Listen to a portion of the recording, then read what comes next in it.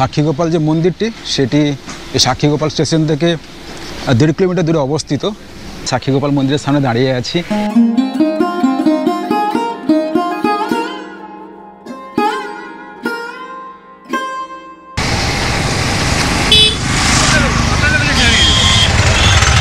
Puri station Swargadwar থেকে বাস ধরে নিয়েছি, এখন চলেছি পুরী স্টেশনের দিকে। পুরী স্টেশন থেকে যাব সাক্ষীগোপাল। এখন সময় দুপুর 1টা, পৌঁছে গেছি পুরী স্টেশনে। আর আমি এখান থেকে ট্রাভেল করব 08416 পুরী জলেশ্বর মেমু স্পেশালে ট্রাভেল করব। আর পুরী থেকে সাক্ষীগোপালের দূরত্ব হচ্ছে 17 কিলোমিটার। আর আমার ভাড়া পড়লো 10 টাকা। আর দেখছিলাম ট্রেনটি প্রায় লেট থাকে, অন্যান্য দিন লেট থাকে, জানি না আজকে কত লেট থাকবে না রাইট টাইমে ছাড়বে। কীভাবে পাবলিক ট্রান্সপোর্টে পুরী থেকে কোনারক যেতে হয় বাসে করে ইউটিউবে প্রথম আমি দেখিয়েছিলাম, আর বাংলা ইউটিউব চ্যানেলে বলছি ঠিক একইভাবে আজ অবধি কোনো ভিডিও ইউটিউবে নেই কীভাবে আমরা পুরী থেকে আমরা সাক্ষীগোপালে যাব পাবলিক ট্রান্সপোর্ট ইউজ করে। প্রথম ভিডিও আমার হতে চলেছে বাংলা ইউটিউব চ্যানেলে। আরেকটি কথা, আমি বাসে করে এলাম, স্বর্গদ্বার থেকে আমার পুরী স্টেশন অবধি ভাড়া পড়লো 15 টাকা।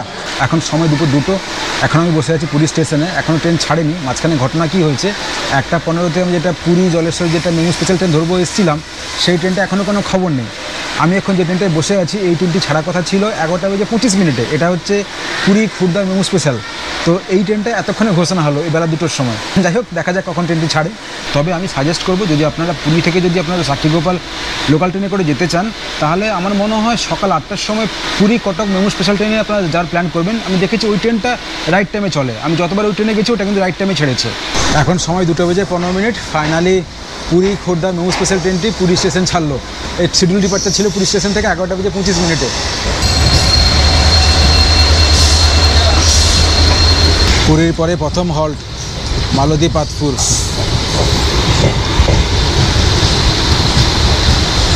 ট্রেন ছেড়ে বেরিয়ে যাচ্ছে মালতীপাতপুর। আর মেমু স্পেশাল ট্রেন দেখুন একেবারে পুরো ফাঁকা, লোকজন কেউ নেই। এই একটা কামরাতে মনে হয় আমি আছি আর একজন ওইদিকে একজন আছেন, দুজন, পুরো একটা কামরাতে, আর কেউ নেই, পুরো ফাঁকা।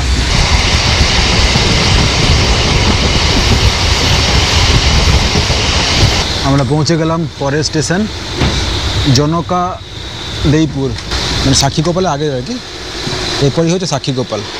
ছোট্ট স্টেশন জনকাদেইপুর।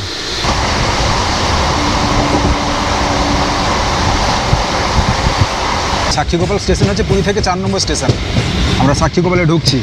এখন সময় হচ্ছে 2:37। সাক্ষীগোপাল।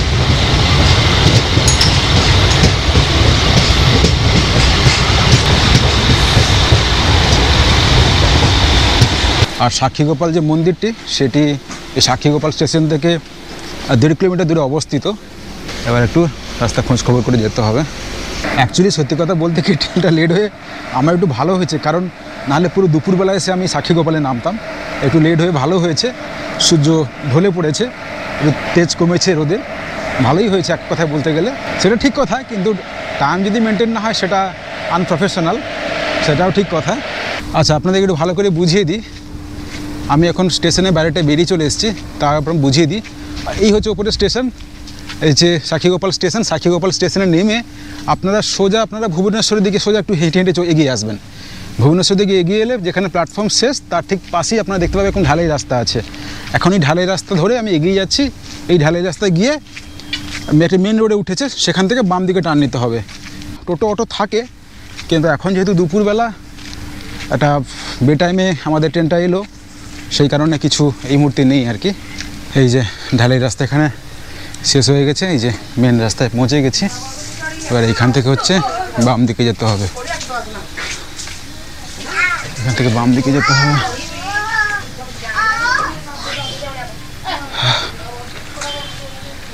আচ্ছা, প্রচণ্ড রোদ, হাঁটতে ইচ্ছে করছে না। এটা অপেক্ষা করি, দেখি কিছু পাওয়া যায় কিনা। মন্দির ছাড় দেবো।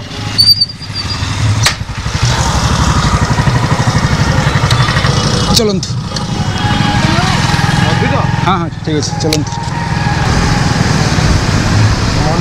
যাচ্ছি মন্দিরে, সাক্ষীগোপাল মন্দিরে।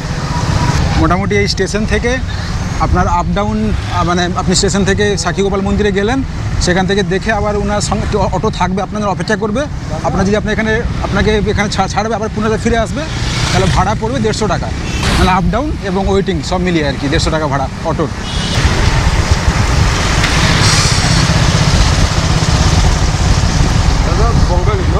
হ্যাঁ, কী বলছেন? আমি বঙ্গালী, কিন্তু আমি উড়িয়া কই পারন্তু, বুঝি পারন্তু, কই পারন্তু। এই দাদাই আমাকে লিফট দিলেন ওই স্টেশনের সামনে থেকে, ওই যে ছক বলবে না, হ্যাঁ ছক থেকে নিলে না, নিয়ে এলাম। থ্যাংক ইউ সো মাচ দাদা। এই দুপুরবেলা নালে হেঁটে হেঁটে আসতে হতো। Thank you so much. Sakshigopal মন্দিরের সামনে দাঁড়িয়ে আছি। এই সাক্ষীগোপাল মন্দিরের নাম আমি প্রথম শুনি আমার ঠাকুমার মুখ থেকে, ছোটোবেলায়, একেবারে ছোটোবেলায় ঠাকুমা তখন গল্প বলতেন, আর গল্প শুনে শুনে আমি ঘুমিয়ে পড়তাম। সেই গল্প বলার সময়ই আমি ঠাকুমার মুখ থেকে প্রথম আমি সাক্ষীগোপাল মন্দির বা সাক্ষীগোপালের নাম তখন শুনি ছোটোবেলায়।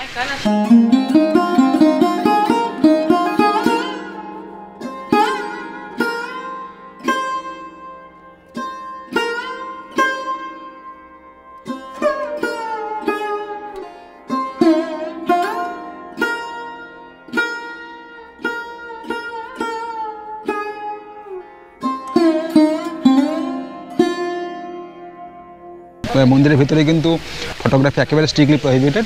অ্যাকচুয়ালি একে বলা হয়ে থাকে সত্যবাদী গোপীনাথ মন্দির। এটা হচ্ছে অ্যাকচুয়ালি রাধাকৃষ্ণের মন্দির, হচ্ছে ভারতবর্ষের একমাত্র বিষ্ণু বা কৃষ্ণের একমাত্র মন্দির যেখানে মানে চাল এখানে প্রসাদ হিসাবে পরিবেশন হয় না। গম থেকে বানানো সমস্ত জিনিস এখানে প্রসাদ হিসাবে নিবেদন হয়ে থাকে, চাল এখানে প্রসাদ হিসাবে নিবেদন হয় না।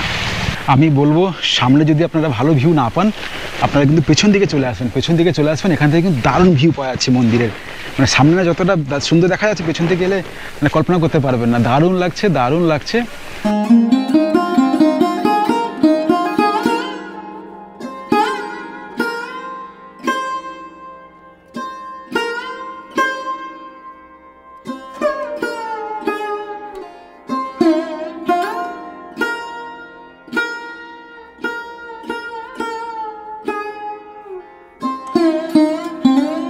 আর যেটা গল্প হিসাবে বলা হয়ে থাকে, এই এলাকায় একজন ধনী পরিবারের মেয়েকে একজন গরিব পরিবারের ছেলে ভালোবাসে, কিন্তু যেহেতু আর্থিকভাবে দুজনের অসাম্য কারণে ধনী পিতা বিবাহ দিতে রাজি হন না। তো পরবর্তী সময়ে ওনারা একসঙ্গে বৃন্দাবনে বেড়াতে যান। তো সেখানে বেড়াতে গেলে সেখানে ওনারা একসঙ্গে অনেকেই গেছিলেন, গ্রুপে করে অনেকেই গেছিলেন। তো সেখানে ওই যে ধনী ব্যক্তির বৃন্দাবনে প্রচণ্ড অসুখ হয় আর কি। তো সবাই ওনাকে ছেড়ে চলে আসার জন্য পরামর্শ দিচ্ছিল, কিন্তু যে দরিদ্র ছেলে সে কিন্তু ওনার খুব সেবা শুশ্রূষা করে ওনাকে সুস্থ করে তোলেন, এবং সেখানে উনি কথা দেন যে বাড়ি ফিরে উনি ওনার মেয়েকে ওনার সঙ্গে বিবাহ দেবেন। কিন্তু সুস্থ হয়ে বাড়ি ফিরে আসার পরে উনি আবার ওনার সেই শর্তটা উনি ভুলে যান বা সেটাকে তিনি অস্বীকার করেন আর কি। তো তখন বলা হয়ে থাকে যে তখন সাক্ষী হিসাবে ওই বালক তখন শ্রীকৃষ্ণের কাছে যায়, বালক তখন যুবক হয়ে গেছে, তখন সে শ্রীকৃষ্ণের কাছে যায়, যে এরকম বলে ভগবান কৃষ্ণ বৃন্দাবনে যে কথাগুলো হয়েছিল সেই কথাগুলোর সাক্ষী হিসাবে উনি আসার জন্য সম্মত হন। ভগবান কৃষ্ণ বালকের বেশে উনি আসবেন, বালকের বেশে এসে উনি এখানে সাক্ষী দেবেন। সামনে যুবক পথ দেখাতে নিয়ে যাবে, আর পেছনে ভগবান বালকের বেশে আসবে, আর পায়ে নুপুর ছিল। এবারে ওনারা আসছেন, এবার নুপুরে আবার শুনতে পাওয়া যাচ্ছে, কিন্তু এই জায়গাটা পড়ানোর সময় নাকি বালিতে নাকি পায়ে নুপুর আওয়াজ শুনতে পাওয়া যায় না। আর তখন নাকি পেছন ফিরে তাকান আর কি যুবক, যে উনি আওয়াজ শুনতে পাওয়া যাচ্ছে না, তাহলে উনি আসছেন কি আসছেন না।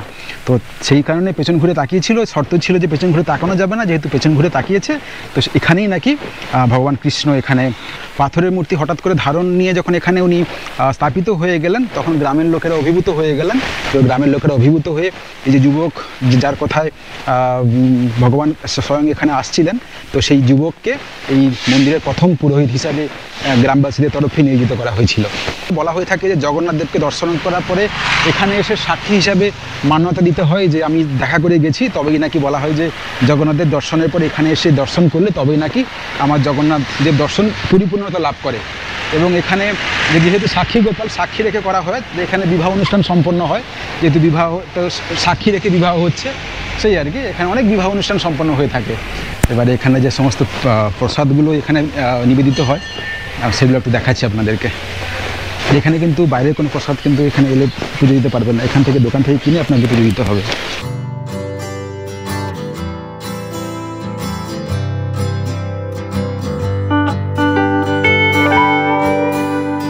অ্যাকচুয়ালি আমি ভুল বলছিলাম, মানে চাল দেওয়া যেতে পারে না, কিন্তু ধান থেকে দেওয়া যেতে পারে। যেমন এখানে ধরুন প্রসাদ হিসাবে এখানে খই আছে, এই কালোগুলো হচ্ছে কুরমা আর সাদা হচ্ছে প্যাড়া।